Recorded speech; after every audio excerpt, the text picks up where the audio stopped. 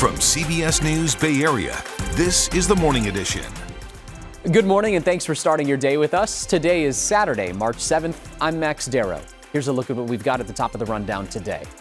Israel launched a new wave of airstrikes overnight in Tehran, hitting multiple sites, including a major airport in Iran's capital.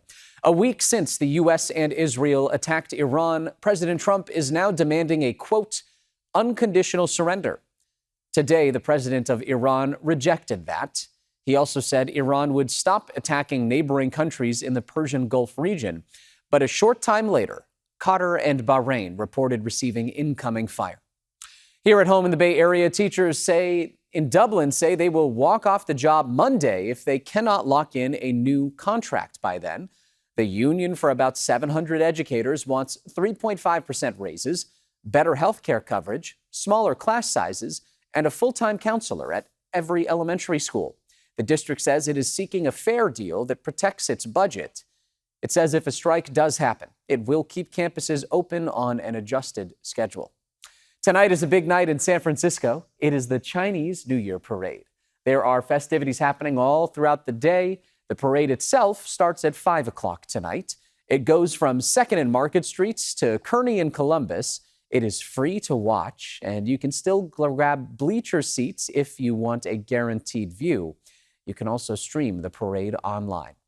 First Alert meteorologist Zoe Mintz joins us now live on this Saturday morning. And Zoe, I feel like the weather could not be more perfect for the Chinese New Year parade in San Francisco tonight. It's going to be so nice out there, whether you're going to the Chinese New Year parade or just enjoying the weekend. We love it. Gorgeous weather. Probably the nicest that we've seen so far this year. Even nicer than Super Bowl weekend, if you can believe it. That's saying something. That's saying something. I mean, it's going to be a little bit hot out there for some people even.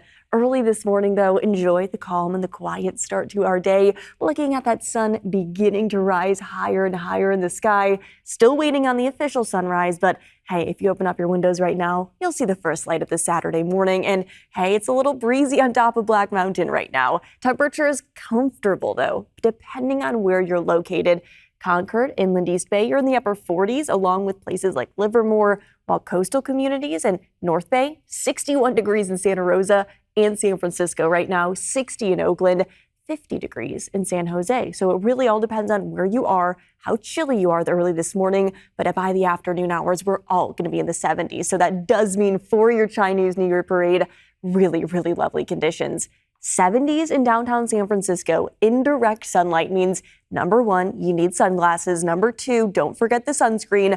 And number three, dress in layers because, hey, it is going to be actually pretty hot out there again in that direct sunlight. I'll let you know exactly how long these very above average temperatures will stick around for coming up in my full forecast. Back to you, Max. What a turnaround. All right. Thank you for that, Zoe. First Fridays in Oakland are back, and the town stepped up security to make sure that people felt safe enough to enjoy it this year. As crowds filled up Telegraph and Broadway, the festival typically does get a big turnout with people checking out what local vendors have to show, some of the local restaurants and businesses, etc. But previous safety concerns led city leaders to rethink how they needed to keep everybody safe at First Fridays. So Mayor Barbara Lee's new strategy included more officers on top of traffic control and safety ambassadors out on patrol. Many people who attended First Fridays last night said they noticed the difference right away, and they say the return of the event really does help bring back a sense of community. Listen.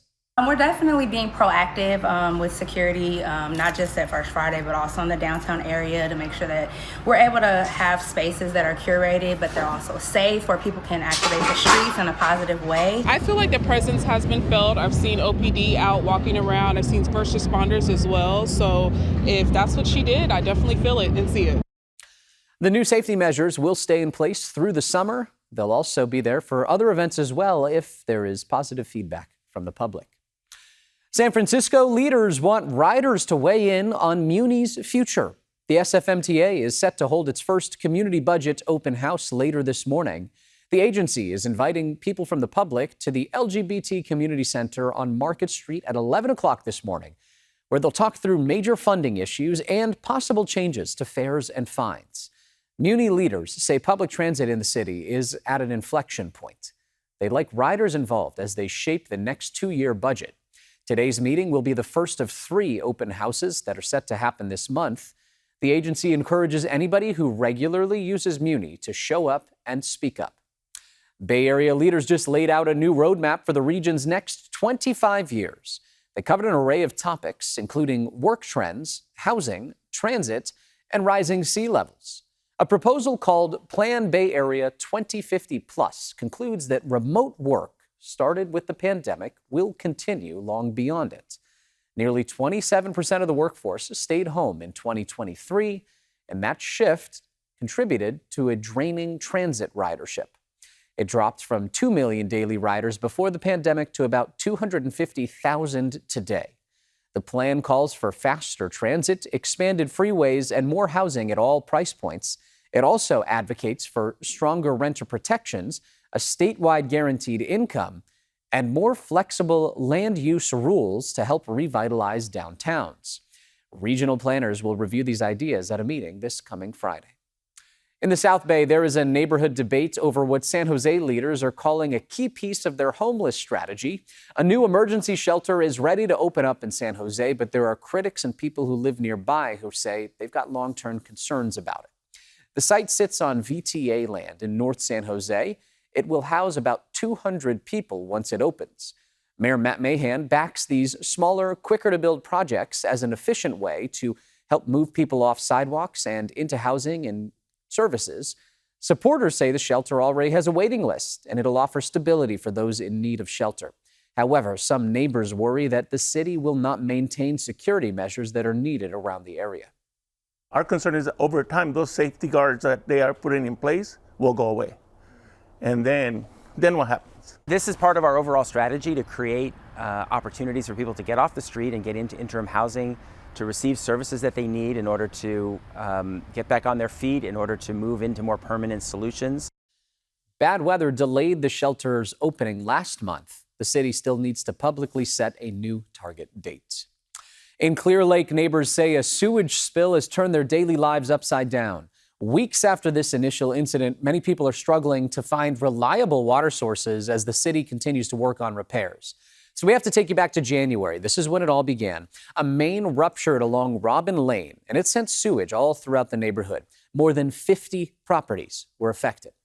Now in March, families are relying on tanker trucks to get water. Some people say they had to wait weeks just to flush a toilet.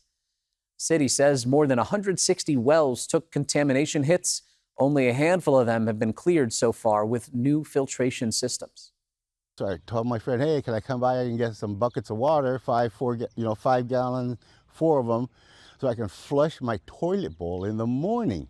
Groundwater is not a fast flow process. It's not like in most places, it's not like a river. I mean, there are a few places like caves and in volcanics and in karst systems, but mostly it's just like in your flower pot. It kind of moves slowly. The situation still a ways away from being remedied. Experts warn a complete cleanup could take years. California's governor's race could take an unexpected turn this summer. With a huge field of Democrats and only 2 candidates advancing under the state's top 2 primary system, there are some analysts who are saying Republicans could be the ones to benefit. So at this point, voters will have a lot of names to go through. Here is a look at the field right now. We did just get word of one Democrat dropping out of the race, former Assembly Speaker Ian Calderon. But the race still packed. 8 major Democratic candidates have submitted the necessary paperwork to appear on the ballot. And when a race is this crowded, support will spread thin. Experts say the math alone could reshape this race entirely. With so many Democrats splitting their usual vote share into smaller slices, the leading Republican contenders, Chad Bianco and Steve Hilton, could actually surge ahead by consolidating GOP support. Experts created a simulator that puts the chance of a GOP top 2 sweep at roughly 25%. Now, if that were to happen, that would be something that California had never seen before in a governor's race. The challenge could be that Democrats, in splitting up their 60% of the pie, split it up in such small pieces that you have candidates getting 8, 10, 12, 14, 16, 19%. In that scenario, the 2 Republicans getting 20% each or something close to that could end up getting the top 2 spots and essentially locking Democrats out of the runoff. What's most likely to happen over the next few months is that 1 or 2 candidates will gain momentum. Democratic Party leaders say more withdrawals by candidates may be the only way to avoid that split vote in June. Also on the election front, a shakeup in Southern California. GOP Representative Darrell Issa says he will retire over that shoulder, only months after insisting he would seek re-election. So the move came as quite a surprise to Republicans as they seek to hold Issa's seat in the House of Representatives. He represents California's newly redrawn 48th district in the San Diego area. Issa had considered running in Texas, where President Trump pushed for GOP-friendly maps. This marks the end of his more than 20-year run in Congress. He is backing San Diego County Supervisor Jim Desmond to succeed him. All right, the time is 6:11 on this Saturday morning. Let's take a look at what's happening around the Bay today. This weekend, families dive into interactive STEM activities at the North Bay Science Festival. Kids and parents can take part in experiments, meet scientists, and try out some demonstrations. It's happening from 10 to 4 o'clock at the Sonoma County Fairgrounds in Santa Rosa. In San Francisco, the activist group Indivisible plans a Stand Up for Science rally at Civic Center Plaza. The organization will host booths that support climate research and LGBTQ+ healthcare. They're urging people to push back against policies they say undermine science. It's happening from 12 to 3. And in the South Bay, History San Jose hosts its 4th annual Women's Heritage Day at History Park.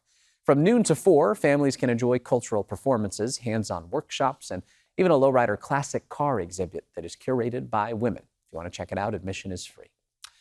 Coming up after the break, a bodyguard for San Francisco's mayor is injured in a confrontation with a man on the street in the Tenderloin. What Mayor Daniel Lurie is saying about this incident when we come back.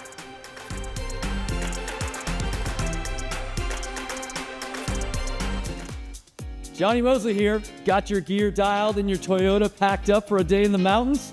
Cool. Let's wander over to the map and see what we're dealing with. Here comes the Toyota Tahoe Report. Well, it's going to be another Bluebird weekend all across Lake Tahoe. Anyone who wants to get out and about, make sure to grab the sunglasses and expect plenty of sunshine and blue skies with no additional snow to talk about from Heavenly to Sierra, Tahoe, and Kirkwood. Nice base totals still, but they're going to continue to get lower and lower as the snow continues to melt. Northern Lake Tahoe also going to be looking at quite a lot of melting today from Mount Rose to Diamond Peak, over to North Star, Palisades, Sugar Bowl, and Boreal. Nothing to talk about when it comes to new snowfall. Again, with all of the melting going on, expect some slushy snow conditions. So skiing and snowboarding, maybe not the greatest conditions, but hey, it's going to be a lovely one out there in Lake Tahoe. That was your Toyota Tahoe Report.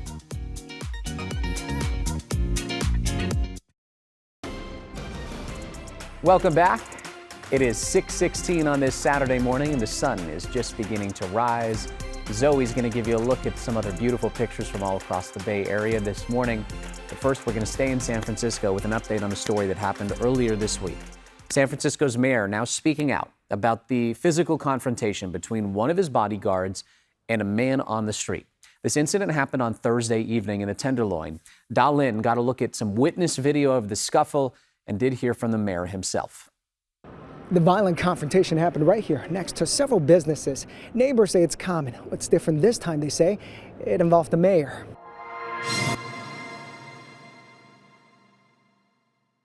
A shove, then a body slam, all part of a fight between San Francisco Mayor Daniel Lurie's bodyguard and a man. This happened just after 5:30 on Thursday evening in the Tenderloin. I saw two individuals in the middle of a street, not on the sidewalk, but literally in the middle of a street, and I was worried about them, and I was worried about, safety of pedestrians and cars coming. So I stopped. We asked them to get up. And then the incident began. It's unclear what was said. The guard, who is also a San Francisco police officer, forcefully shoved the man backward, knocking him off his feet. A second video, shared by Mission Local, picks up after, as the two are seen struggling. The man slams the guard to the ground. The mayor, who was standing nearby, is seen walking away. I didn't walk away. I went to get the other member of my detail. I travel with two officers. The car was up about 20 yards up, so I went to get him. Responding officers arrested 2 people. They say 44-year-old Tony Phillips is the man seen in the confrontation with the bodyguard. This is an old mugshot from 2019 when Phillips was arrested on suspicion of murder. Investigators believe he stabbed and killed a man, but the district attorney at the time did not charge him, citing lack of evidence.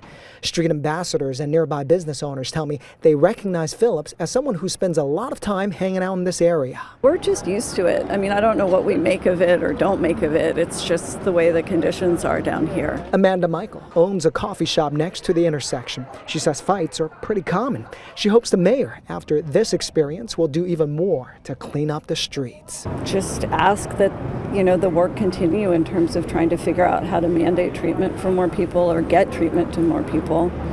And hopefully to not enable the drug use as much as we do. Mayor Laurie agrees, saying businesses and families are the ones who deal with it every day. People have a lot of struggles on the street. It's why I've been so adamant on that we have to get people off the street and into behavioral health beds, into recovery beds. The street is not safe for those people, and it's not safe for our families. As for the bodyguard, he suffered injuries to the back of his head. The officer is doing well.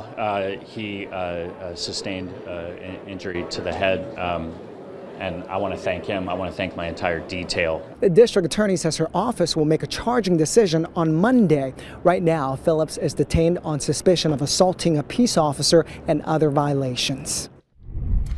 Switching gears now, we've got First Alert meteorologist joining us live now on this Saturday morning. And Zoe, this is one of those just March weekends that just makes you so happy to be here in the Bay. It just makes you so grateful to live in California. I was out all day yesterday. I just was walking. I walked with my dog. I walked with my dad. We're outside all day. That's literally all you got to do. I went to PetSmart or Petco, or I just went to a pet store yesterday to get my dog a crate.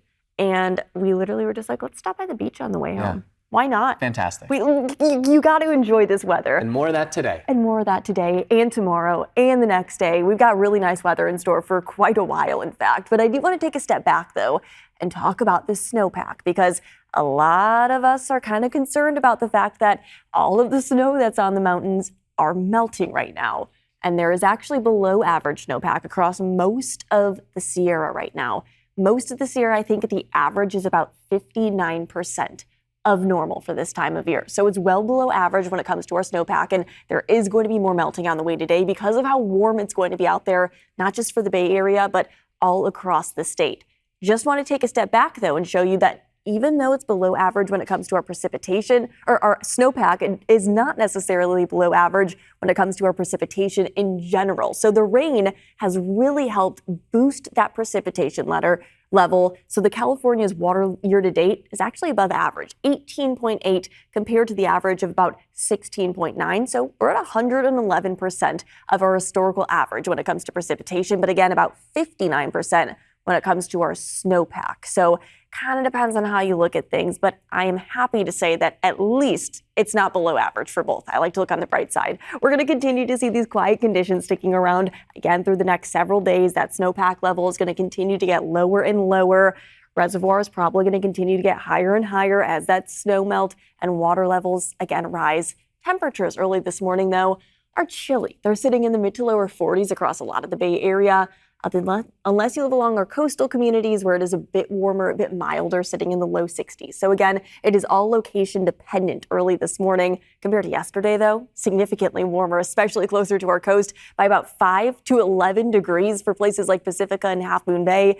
It's a comfortable, if not mild, start to our day. And by the afternoon, I would say it might even be hot for some locations, inland areas. You're going to be in the upper 70s out there. Even our coastal communities are going to be in the mid to lower 70s. And look at what happens by tomorrow, Sunday afternoon.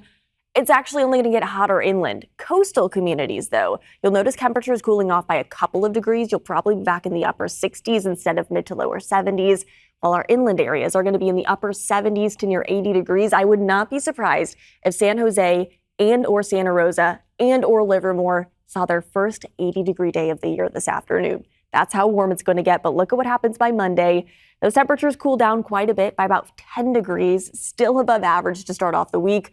but back in the low 70s versus upper 70s to low 80s. So really, again, is day dependent and location dependent for the activities that you want to do. But I would highly suggest everybody gets out and about and enjoys themselves. If you really want to enjoy the heat, today, tomorrow, inland areas are the place to be. Definitely more comfortable, but still warm into early next week. If you want to head towards areas by the bay, Oakland, San Francisco, down to Redwood City, Fremont, these areas are going to be mid to lower 70s and then getting into the upper 60s by early next week. While our coastal communities today, definitely the warmer day, you're going to be in the mid 70s. Tomorrow, you're going to be in the upper 60s and then cooling back down into early next week before warming right back up. A little bit of a roller coaster ride with those temperatures. And then on the next week, back to you.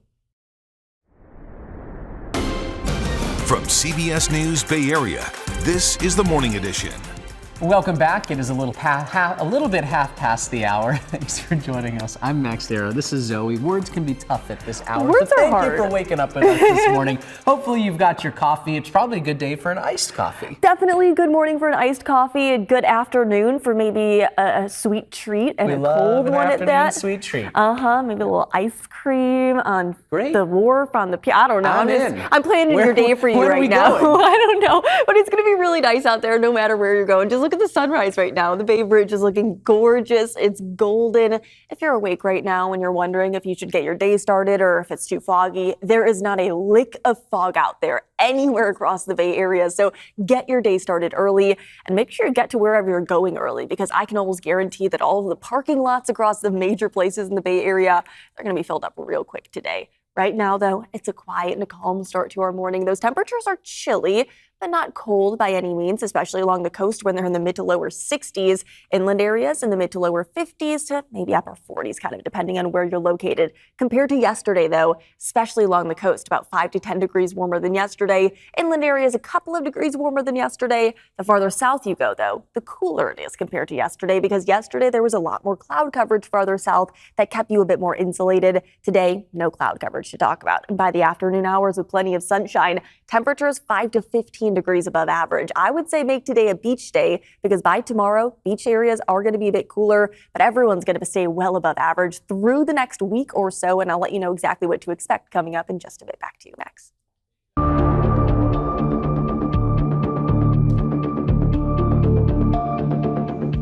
One week into the war with Iran, President Trump now appears to be ruling out negotiations. He is calling instead for a, quote, unconditional surrender.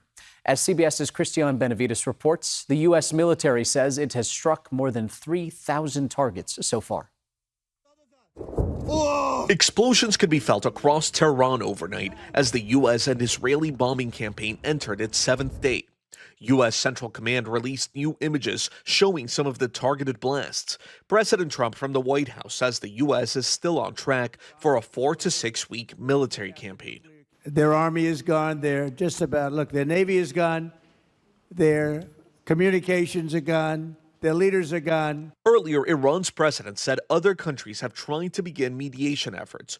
To that, President Trump responded saying, quote, there will be no deal with Iran except unconditional surrender.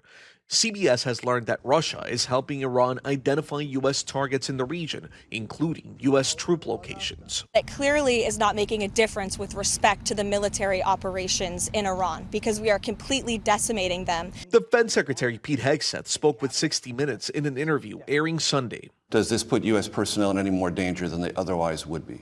Well, the Russian involvement. No one's putting us in danger. We're putting the other guys in danger. That's our job. So we're not concerned about that. We mitigate it as we need to. Sirens continue to be heard across Israel as Iran launches missile and drone attacks. The White House confirmed that the president will be at Dover Air Force Base when the remains of 6 U.S. Army reservists killed in an Iranian drone strike return home. Today in Chicago, family and friends will gather for a private memorial for civil rights leader Jesse Jackson. It follows Friday's public celebration that brought together dignitaries, including former presidents and the community that Jackson spent decades fighting for. Bill Clinton, Joe Biden, and Barack Obama all were on hand to pay their respects. Singer Jennifer Hudson delivered her version of A Change Is Gonna Come during a tribute.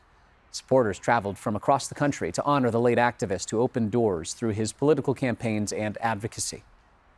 So I had to come here for this. Everyone tried to talk me out of it. I said, no, I'm going.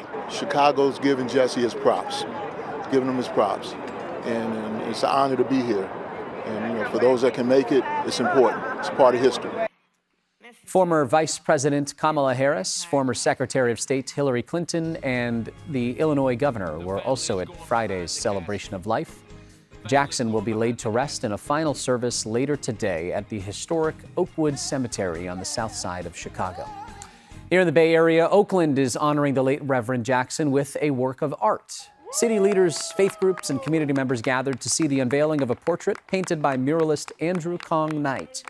A representative from Mayor Barbara Lee read a statement calling Jackson a mentor and a close friend. He announced the city will now recognize March 7th as Reverend Jesse L. Jackson Sr. Day. Reverend Jackson taught us to stand tall in a world that sometimes tries to make us bow low. Through marches, campaigns, sermons, and movements. Today, on behalf of Mayor Barbara Lee and the City of Oakland, we are proclaiming March 7th as Reverend Jesse L. Jackson Sr. Day. On this day in history, the nation watched a turning point in the civil rights movement when a peaceful march in Selma became known as Bloody Sunday. March 7th, 1965, more than 500 demonstrators set out from a church demanding the right to vote. Led by John Lewis and Hosea Williams, they crossed the Edmund Pettus Bridge, where state troopers fired tear gas and beat marchers with batons.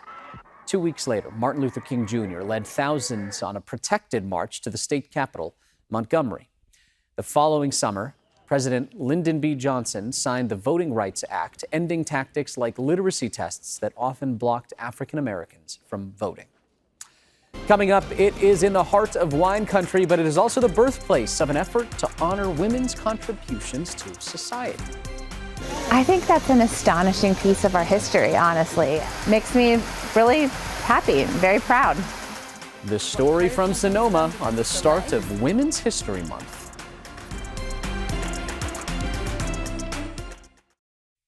March is Women's History Month, a time to honor women's contributions to American society.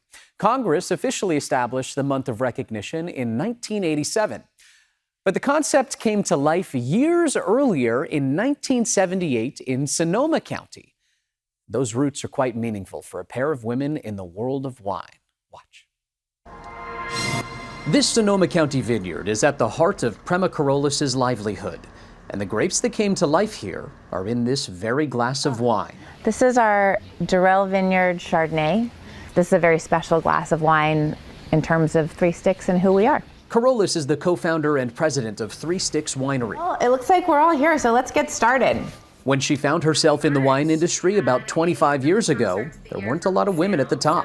Being the boss of some male employees who were much older than me, more experienced, and the effort and skill that it took to command and their respect was at times very hard. But now in 2026, it's a bit of a different landscape.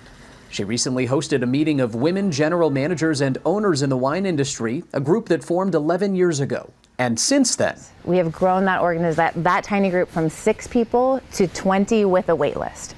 And so that really is that points directly to how the industry has changed in a very short time. Whether in the wine industry or elsewhere, in many cases, women have had to earn their stripes in ways that men haven't. Author and journalist Karen McNeil recalls a moment from 1977. She was a young journalist in New York, eager to learn more about wine so she could write about it. There was no way in, or at least no easy way in, if you're a woman. At that time, 5 men wrote all of the stories about wine. And it's beautifully made. And ahead of a tasting once, one of them put his neck out for McNeil. Could he bring me? Could I taste along with them?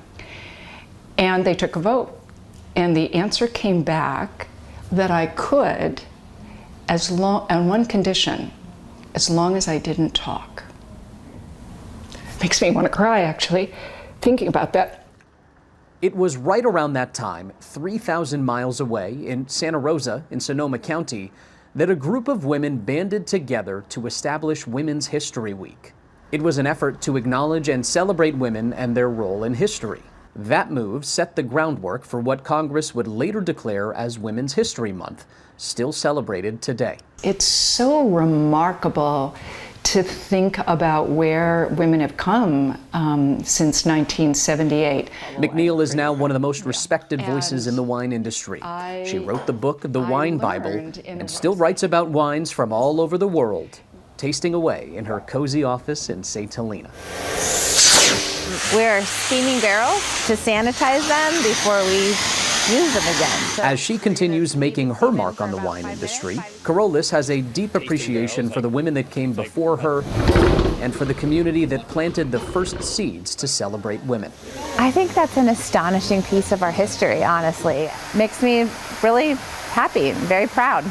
A leader in an industry with an ever-changing landscape, with deep roots in Sonoma County. Coming up after the break, using gig workers to fuel the algorithm. How a local nonprofit is taking advantage of a new app to create high-end promotional videos. I know I can't do it myself, and I was certainly hoping that these young people would know how to do a good film. Well, whether you're young, old, or in between, it's going to be a great day to get outdoors and soak up some sunshine. A little sneak peek of summer for some locations. I'll let you know exactly what to expect as those microclimates will be in full force this weekend, coming up in just a bit. Welcome back. While social media may be free, not everybody has the time, skill, and effort required for content creation. Let me tell you, it's actually really tough. But as our Itai Hod reports, a solution for that could just be a tap away. It's 10 a.m. sharp, and Agent Abby Kurtz has just received her first assignment of the day. She's been given a time, location, and a target. Her weapon of choice, an iPhone. Being a social agent is really the coolest thing ever. Kurtz is a content creator for an app called Social Agent, part of an expanding gig economy where more and more workers are trading stability for flexibility. You could call it the Uberification of storytelling. Just make a request, and someone like Kurtz arrives within 30 minutes, camera ready. What I look for when I'm shooting events is very crisp and clean content. Today's mission, Sutra Nursery, a nonprofit growing native plants and hoping to grow its volunteer base too. Board member Marianne Rainey says ordering a social agent is a lot cheaper than hiring someone to handle their social media full time. I know I can't do it myself, and I was certainly hoping that these young people would know how to do a good film. A typical job, $200, same-day delivery. Agents earn around $50 an hour plus tips. If you already have footage, they'll turn that into a finished piece for you. Social Agent CEO Lisa Jamal says the idea is simple. Let someone else do the shooting. We all are missing all these beautiful moments because we're always behind the phone. As for Kurtz, after the shoot, she heads straight to a coffee shop where the clock starts ticking. She has just over an hour to shape her raw material into a polished final cut. I think I'm gonna give this reel like a really peaceful, calming feel, but also informative and inviting. Because sometimes the best way to capture a moment is to hand the camera to a professional, so everyone else can focus on what really matters. The service is available in New York, Los Angeles, and Miami.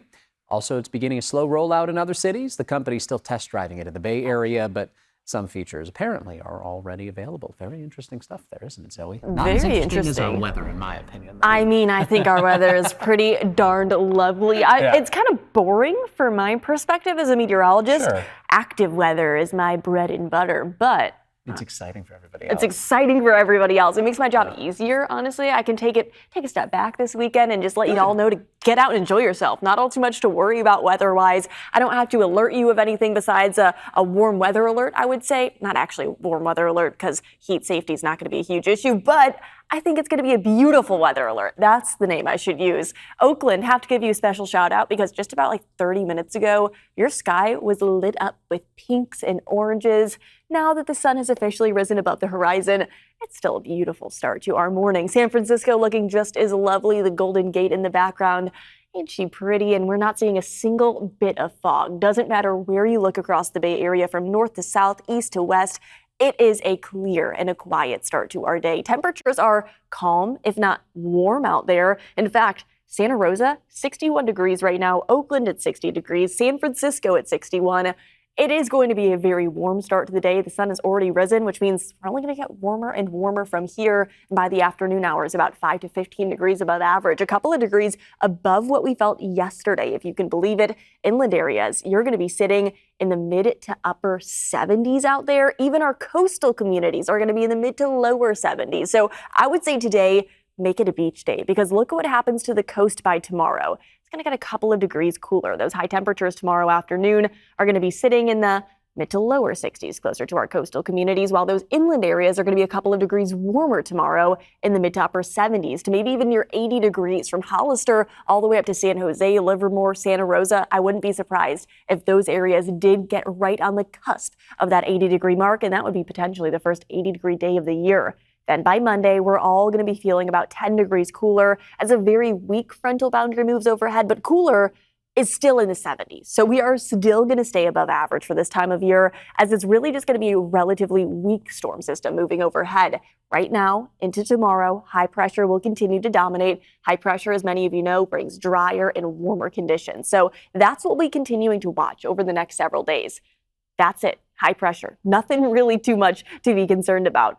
Over the next several days, again, very, very weak frontal boundary will be moving overhead. That's not going to be bringing us any sort of rain. What it will be doing is assuring in a little bit more cloud coverage and, again, keeping those temperatures back to slightly more seasonable Monday and into Tuesday. By Wednesday and into Thursday, though, we're going to be seeing those temperatures warming right back up as another area of high pressure develops, and it's going to keep all of that moisture, all of the cloud coverage, all of the rain away from us through the entirety of next week. So there is no rain in the forecast for at least the next week of weather. If you've been looking forward to some rain, I'm so sorry to disappoint, but there's none heading your way. But the temperatures are going to stay well above average for the next at least week of weather or so. This afternoon, it will be breezy, not windy, gust anywhere from 15 to 25 miles an hour. By tomorrow, those wind gusts will come down even more, allowing those temperatures to warm up. So it's a little bit of a taste of summer throughout the weekend and into early next week. Those temperatures inland, again, about 5 to 15 degrees above average, closer to our coastal communities, about 5 to 10 degrees above average. And by Sunday and into Monday, you'll definitely notice a bit of a cool down, especially along the coast, where Half Moon Bay, you might actually see a return to slightly below average temperatures, but the rest of the Bay Area should stay above average for, again, at least the next week, as there's really not all too much to talk about when it comes to rain chances. That storm system Monday, I don't think it's going to do anything in terms of bringing us any sort of precipitation. And look at the next 10 days. San Jose, it only gets hotter from here. The potential for more widespread multi-day 80-plus degree temperatures for this time of year. Hey, also something to keep in mind, tomorrow is the first official day of spring. We will be springing forward, something to keep your eyes on as you step out late tonight and into early tomorrow. You might notice those clocks changing. Just keep that in mind, but enjoy a really, really lovely weekend. Back to you. A taste of summer in March. I love the sound of that. Thank you, Zoe. Coming up after the break, food delivery robots prompting some confused reactions from people in Fremont. It looks like a ladybug. Why is it blinking at me? The experiment featuring robots that were designed and built at a local facility.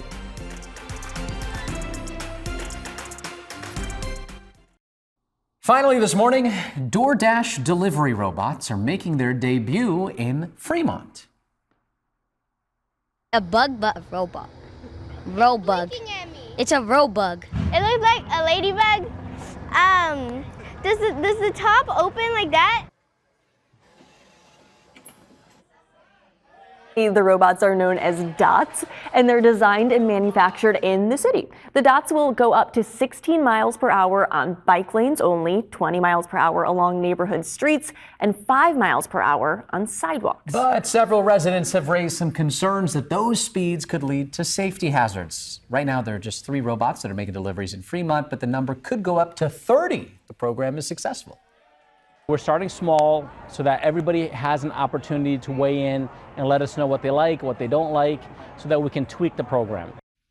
The mayor also said the city can pull the plug at any point if they feel the tech isn't working for them. Fascinating to see. I feel like we've seen these robots all over. I think years ago, I remember seeing one in Palo Alto up and down University Avenue by the Pizza My Heart there, if you know Oh, that is fun. I love that idea of having a robot on a little cart, especially on like a rainy day when you don't want to ask a delivery driver to do it. Kind of feel better asking a robot to do it. I always feel bad at asking delivery drivers to deliver me in the rain. Communication with the robots could be tough, but maybe we'll figure that out. Or maybe AI will help us there. Who knows? Anyway, thanks for watching KPIX this morning.